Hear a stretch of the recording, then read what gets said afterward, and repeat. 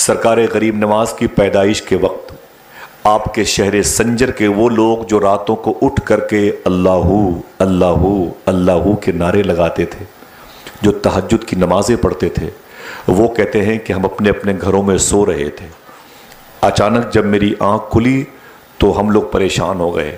کیوں؟ اس دن جب آنکھ کھلی تو ہم نے یہ محسوس کیا کہ سورج نکل آیا، میری تہجد بھی گئی اور فجر کی نماز بھی چلی گئی۔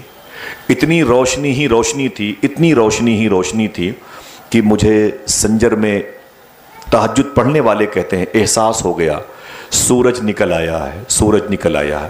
بیٹھ کے اپنی اپنی چٹائی پر رونے لگے تہجد پڑھنے والے۔ تو ان کے گھر کے لوگ اٹھ کے بیٹھ گئے، بولے کیا بات ہے، آپ روتے کیوں ہیں؟ تو گھر کے لوگوں نے کہا کہ بات یہ ہے کہ آج ہماری تہجد کی نماز قضا ہو گئی، دیکھو دیکھو صبح کی نمودار پڑ گئی ہے اور صبح کی سفیدی ظاہر ہو گئی ہے، فجر کی نماز بھی چلی گئی، اس لیے ہم رو رہے ہیں۔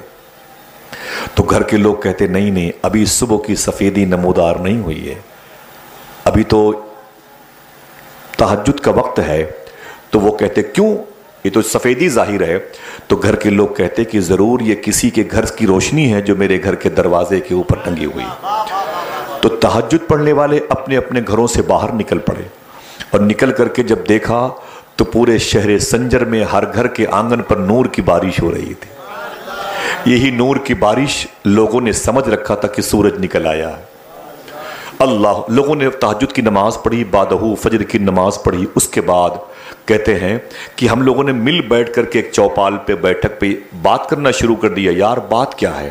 آج سنجر میں تہجد کے وقت سے نور کی بارش ہو رہی ہے۔ تو کسی نے کہا امام حسین کے خاندان میں، امام حسین کے بیٹوں کے بیٹوں کے بیٹوں کے بیٹوں سید غیاث الدین کے گھر میں ایک نور پیدا ہوا ہے، جب سے وہ آیا ہے اس کے قدم کی برکت ہے۔ سبحان اللہ۔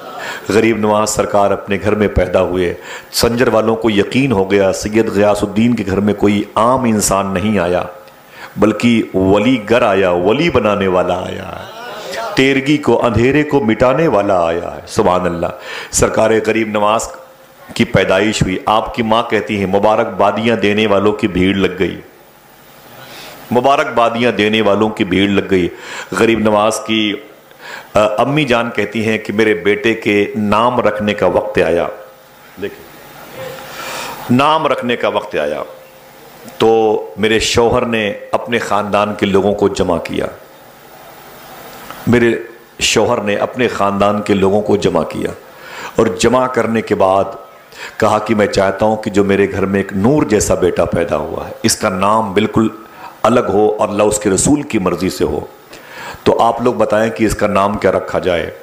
تو غریب نواز کی امی کہتی ہیں آپ کو نام رکھنے کی ضرورت نہیں ہے، میرا بیٹا جب میرے پیٹ میں تھا اس وقت بار بار میں بشارتیں سنتی تھی، آواز آتی تھی، اے اللہ کی بارگاہ سے، اے میری بندی تیری گود سے میرا ایک بہت خاص دوست آنے والا ہے، بہت خاص میرا بندہ آنے والا ہے، اس کا نام کچھ مت رکھنا جو لوگ سوچ رہے ہیں، اس کا نام حسن رکھنا، حسن۔ غریب نواز کی امی جان کہتی ہیں کہ میں نے اپنے بیٹے کے بارے میں کہہ دیا، اپنے شوہر سے منع کیا ہے اس غیبی آواز نے کہ اپنے بیٹے کا نام رکھنا تو حسن رکھنا۔ کیا رکھنا ہے؟ حسن۔ تو آپ کے ابو کہتے ہیں اللہ اس کے رسول کی مرضی ہے تو میں نے بھی اپنے بیٹے کا نام رکھ دیا حسن۔ سبحان اللہ۔ کوئی پوچھے کہ غریب نواز کا اصلی اوریجنل نام کیا ہے تو کیا بتاؤ گے؟ ہاتھوں کو اٹھا کے بولو حسن۔ اچھا حسن کس کا نام تھا؟ اللہ کے نبی کی بیٹی مخدومہ فاطمہ کے گھر کی پہلی بہار، پہلے بیٹے امام حسین کے بڑے بھائی امام حسن کا نام تھا۔ سبحان اللہ کہتے ہیں۔ اس کے بعد یہ بشارتوں میں یہ نام رکھا گیا، جبکہ درمیان میں کئی حسن نام کی مبارک شخصیتیں ہیں خاندان رسول میں، تو کہتے ہیں کہ میں نے اپنے بیٹے کا نام حسن رکھ دیا۔ تو یہ معین الدین کب پڑا؟ یہ غریب نواز کب ہوا؟ سلطان الہند کب ہوا؟ نائب رسول کب ہوا؟ عطائے رسول کب ہوا؟ قطب المشائخ کب ہوا؟ قطب البر والبحر کب ہوا؟ بیٹھیں گے سنیں گے انشاءاللہ۔ یہ ٹائٹل ہے، یہ ٹائٹل ہے۔ ایک شخص کا نام ہوتا ہے محمد شبیر اور ہوتا ہے وہ ڈاکٹر، تو لوگ اسے ڈاکٹر صاحب کہتے ہیں، یہ ڈاکٹر اس کا ٹائٹل ہے نا بھائی، نام تو اس کا شبیر ہے۔ تو غریب نواز کا نام کیا ہے؟ حسن۔ ٹائٹل کیا بن رہا ہے؟ غریب نواز۔ تو کبھی پوچھا کسی سے کہ غریب نواز کب سے کہا جاتا ہے؟ کسی کو غریب نواز کہا جا رہا ہے، غریبوں کو نوازنے والا، کب سے؟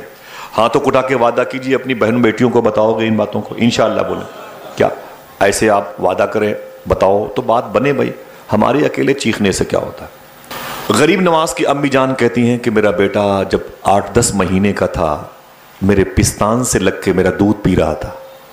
خواجہ صاحب کی امی کہتی ہیں جب میرے بیٹے کی عمر 8-10 مہینے کی تھی نا، تب کوئی قریب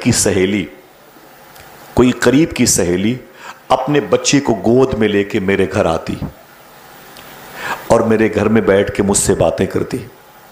میرا بیٹا معین الدین غریب نواز میرے پستان مبارک سے لگ کے میرا دودھ پیتا رہتا۔